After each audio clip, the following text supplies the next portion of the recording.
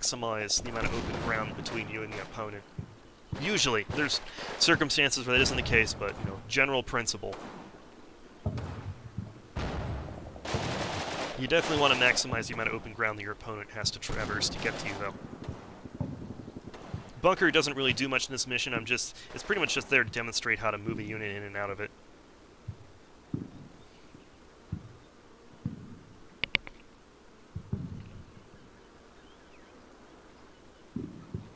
I'm just going to fast forward through this turn. Waiting for the reinforcements to... Reinforcements are going to arrive in 2 minutes, so I'm going to fast forward to that, because then we get to move on to the attack. Pretty much the idea of this battle here was you have some action going on, but you don't have to worry about it too much. You can concentrate on learning how to use the support assets was the idea here. So yeah, we're just going to move forward. One more turn and reinforcements will arrive.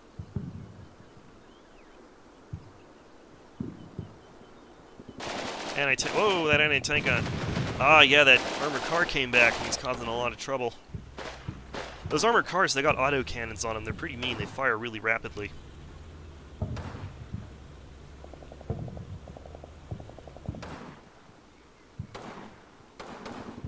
Okay, reinforcements. See the text arrives up there, and they've arrived here. So, let's talk about passengers on vehicles.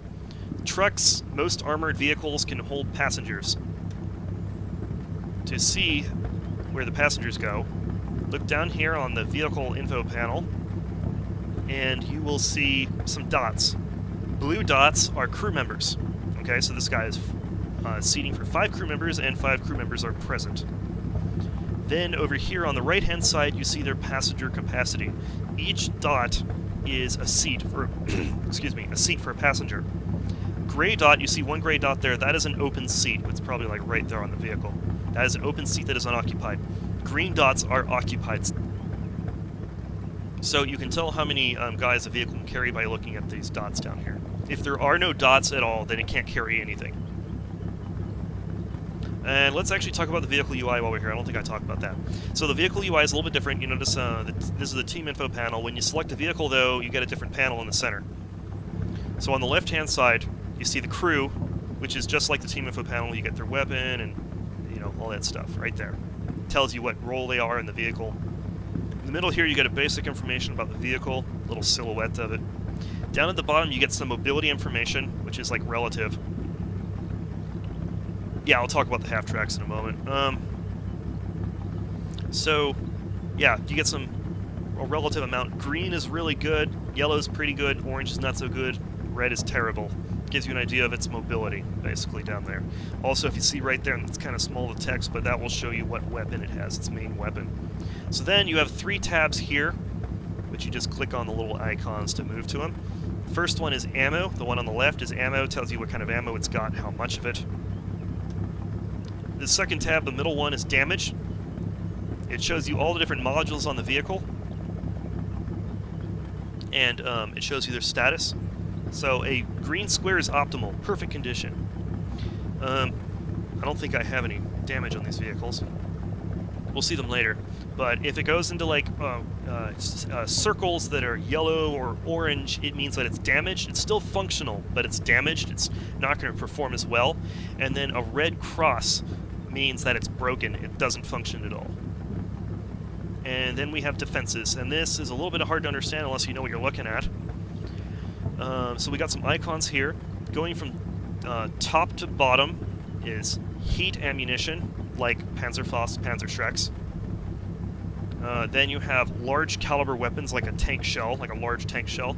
Then you have medium caliber weapons, which would be like a 50mm anti-tank gun, like a small anti-tank gun. And then at the bottom is small arms ammo, like rifle bullets, machine gun bullets, that sort of thing.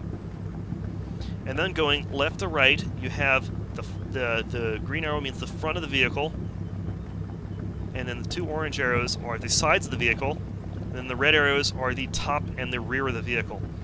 And the icons for the protection work the same as with the damage.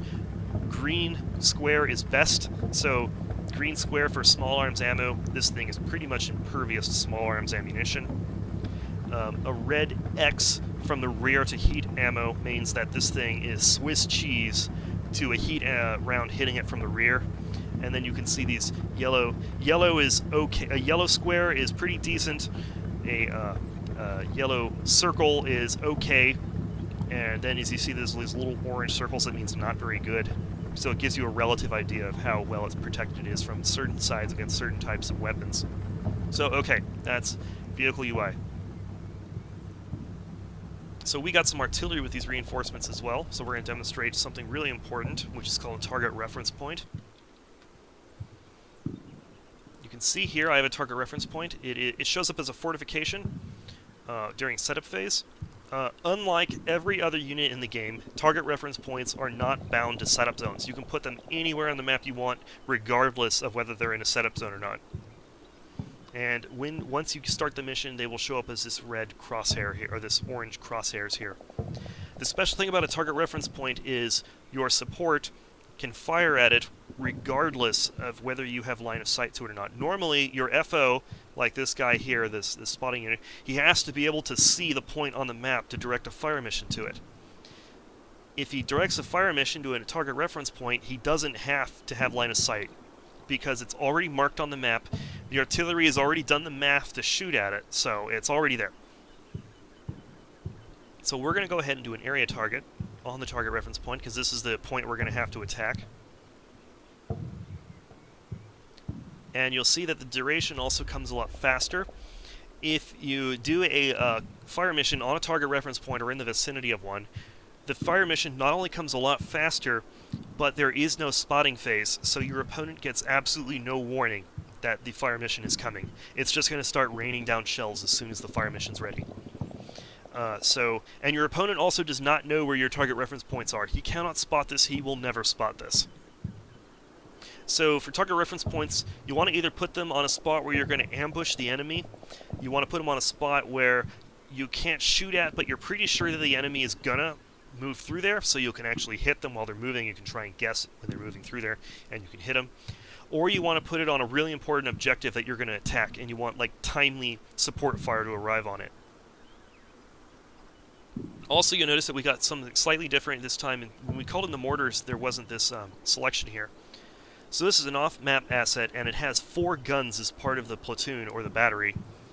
And so we can actually tell it how many of the guns out of that element we want to shoot. So we're just going to, I usually always just pick all of the guns. 4 guns, and then from there on and out, it's the same as before. Do a medium and a medium. And for certain types of artillery, like off-map artillery, not so much for the mortars, you can also select a type of mission, general or personnel. General means it's going to hit the ground and just explode. Personnel means it's going to, they've timed the fuses so it'll explode above the ground and rain down, and that's usually more effective against enemy infantry and usually not so effective against vehicles. And depending, it's going to differ depending upon the force and the weapon, and the circumstances, whether you'll be able to actually use personnel. And then you can also set a time delay. You can just set it to, it's going to start immediately. Choosing fewer guns is something I suppose you want to do if you're trying to conserve ammunition. That's the big thing I can think of. And so yeah, you can also set it to a time delay if you want the mission to arrive later, not immediately. I'm going to go ahead and set it to immediately. So yeah, those are target reference points. Very important, lots of missions have them. It's a big deal knowing how to use those. Okay, so passengers. We've got guys on tanks here. Now, while it might seem great that I could just like drive them straight up to the objective and offload them, guys riding on tanks, and most vehicles actually like trucks and whatnot, are very vulnerable to enemy fire. It will, if the enemy starts shooting at you in force on a, while your guys are on a vehicle, it's usually going to be turned into a bloodbath. It's going to get ugly. Because these guys are very vulnerable, they're up in the open, they're high, so they can be seen as easily. Pretty nasty.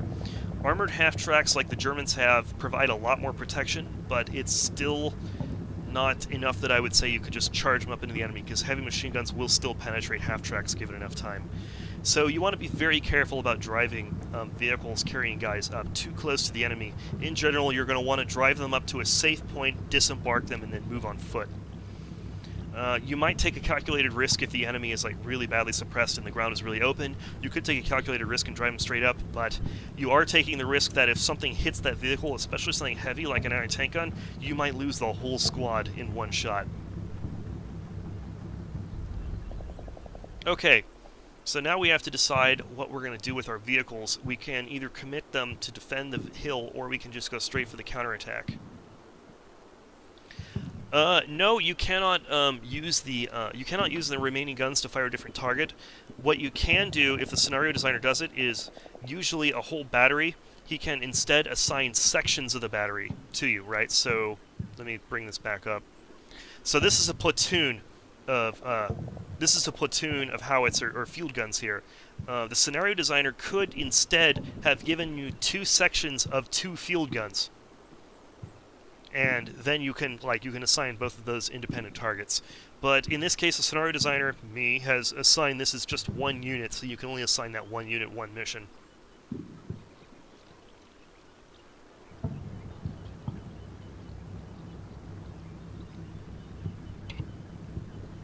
Tank riders can help defend the tank, but it's really not something I would count on.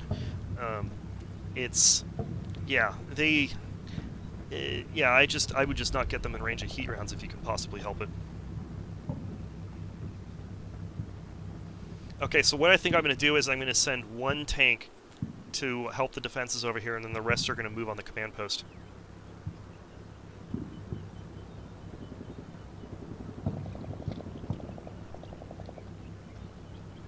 I'm going to move it up close, but not too close. And then I'm going to offload these guys into the woods.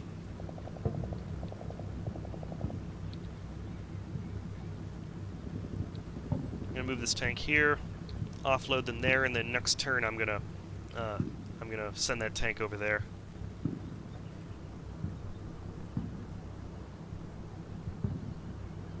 Oh, I see what you mean by standoff against heat rounds. I actually don't know. I've never had it happen, so I can't say. That would be crazy if it did work like that, though. I wouldn't be surprised if it did. But I've never actually seen that happen. That'd be a pretty messy shield.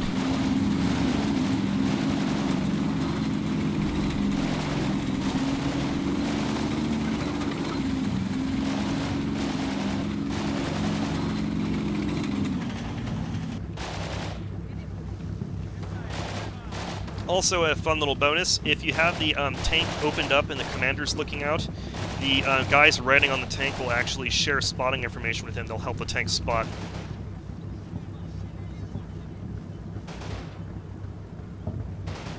So yeah, if you give a disembark order to a unit, you see that when the unit's riding on the tank, all you have to do is give it a movement order to somewhere on the ground, and it's automatically going to jump off the vehicle.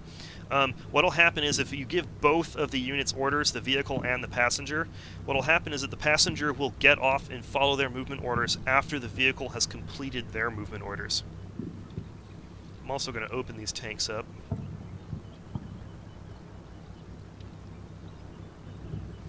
Okay, now we're going to move these tanks cautiously just a little bit down the road.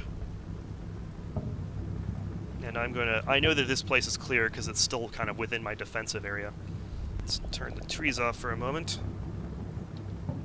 We're just going to run them up.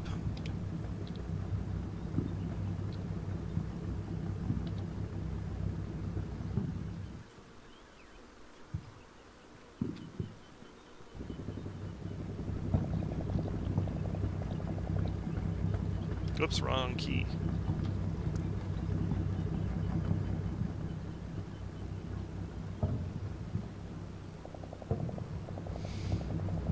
Okay, I think that's good.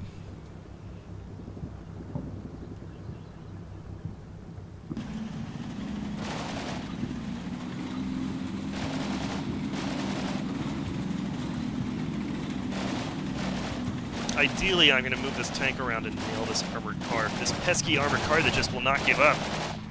This guy will not give up. Oops, sounds like my tank spotted something. Yeah, so these guys were in hunt move. They spotted something, they stopped and engaged it. The example of hunt move in action. Let's actually back up and see that. So yeah, he stopped and started to engage a target. His hunt moved canceled.